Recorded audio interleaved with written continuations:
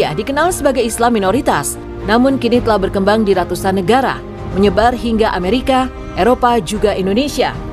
Lantas, apa saja yang telah dilakukan Muslim yang satu ini? Setelah pendirinya wafat pada tahun 1908, secara organisasi Ahmadiyah dikomandoi secara terpusat oleh seorang pemimpin rohani yang dikenal sebagai Khalifah. Organisasi ini berbendera Ahmadiyah Muslim Community atau Jemaah Muslim Ahmadiyah yang saat ini dipimpin oleh Mirza Masroor Ahmad, pemimpin spiritual kelima dalam sejarahnya. Seorang khalifah dipilih oleh komite khusus melalui proses panjang, sedikit mirip dengan pemilihan pemimpin gereja Katolik Roma. Khalifah Islam Ahmadiyah bertugas membimbing para penganut dalam bidang kerohanian dan duniawi.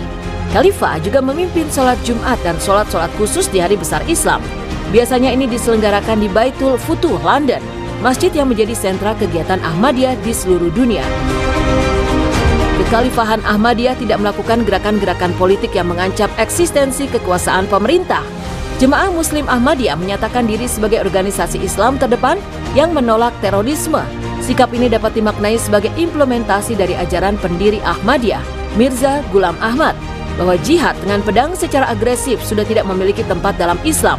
Sebaliknya, pengikutnya diajarkan untuk berjuang tanpa kekerasan lewat jihad dengan pena dalam membela Islam. Memiliki keimanan dan tata cara ibadah yang sama dengan kelompok Islam lainnya. Lantas, mengapa sebagian menganggap kalau Ahmadiyah bukan bagian dari Islam? Persekusi terhadap jemaat Ahmadiyah sepenuhnya disahkan, bahkan didukung oleh pemerintah Pakistan. Undang-undang pidana Pakistan secara eksplisit mendiskriminasi minoritas agama dan Ahmadiyah. Secara khusus menjadi sasaran pelarangan karena langsung dan tidak langsung menyebut diri sebagai Muslim.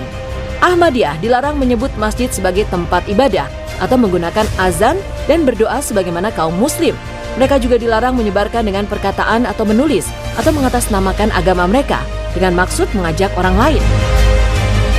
Pada 1979, seorang ilmuwan Pakistan bernama Abdus Salam memenangkan Nobel Fisika.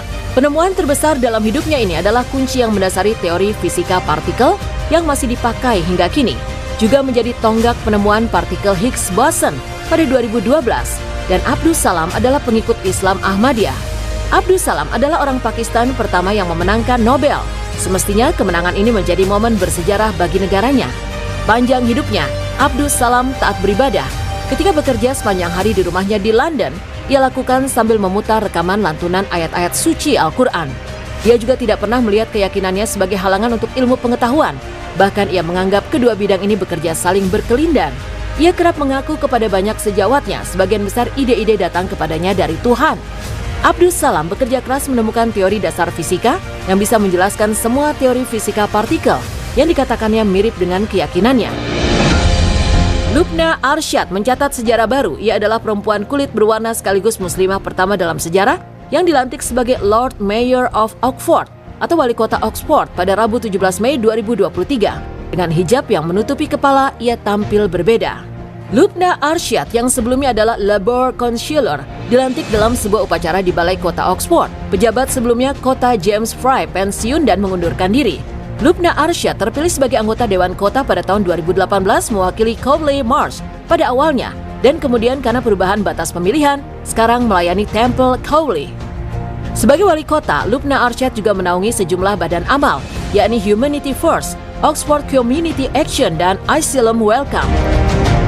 Kepala Organisasi Riset Ilmu Pengetahuan, Sosial dan Humaniora Badan Riset dan Inovasi Nasional, Ahmad Najib Burhani menilai usaha-usaha Ahmadiyah dalam menerjemahkan Al-Quran. Menurutnya, Ahmadiyah merupakan pionir penerjemahan Al-Quran dan terjemahannya menjadi bahan rujukan para tokoh awalin Republik Indonesia. Pada awal abad ke-20 sampai masa kemerdekaan, terjemahan Al-Quran versi Ahmadiyah juga menjadi bahan rujukan para tokoh awalin negeri ini.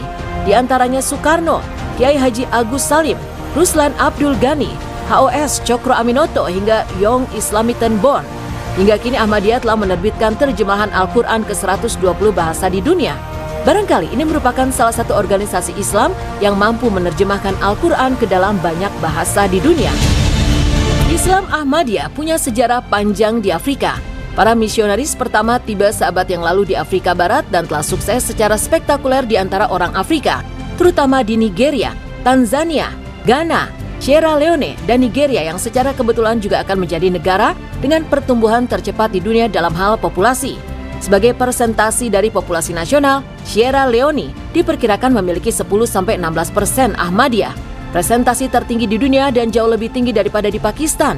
Di Ghana, Muslim Ahmadiyah juga merupakan lebih dari 1/6 populasi Muslim dan mengoperasikan ratusan sekolah, perguruan tinggi dan stasiun radio.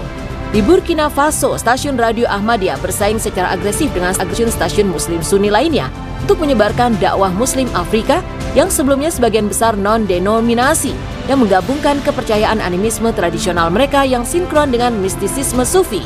Langkah ini terbayar dengan dibangunnya ratusan masjid Ahmadiyah di Afrika, dengan acara-acara Ahmadiyah dihadiri oleh para pejabat dan bahkan ulama Muslim lainnya di Afrika. Di Afrika, banyak Muslim arus utama termasuk ulama tidak Ahmadiyah sebagai sesat, sangat kontras dengan yang terjadi di Asia Selatan.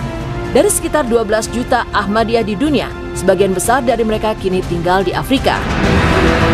Jamaah Ahmadiyah hingga saat ini sedang terus bekerja menyebarluaskan Islam ke seluruh pelosok dunia dengan cinta dan damai. Upaya-upaya yang dilakukan oleh Muslim Ahmadiyah dalam menyebarluaskan Islam dan ajaran Nabi Muhammad SAW ke seluruh pelosok dunia, di antaranya ialah dengan cara mengirimkan mubalik Islam ke seluruh negara di semua benua.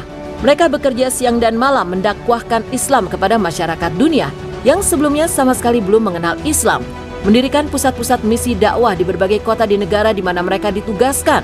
Kemudian mereka mendirikan masjid-masjid ketika dakwah telah berkembang untuk memfasilitasi para jamaah beribadah kepada Allah SWT. Jemaat Ahmadiyah membangun lebih dari 15.000 masjid, 500 sekolah, lebih dari 30 rumah sakit di dunia. Itulah Ahmadiyah. Minoritas Muslim ini kini terus berkembang pesat dengan ajaran cinta damainya, menyebarkan Islam ke seluruh pelosok dunia dengan motonya Love for all, hatred for none. Cinta untuk semua, tidak ada kebencian untuk siapapun.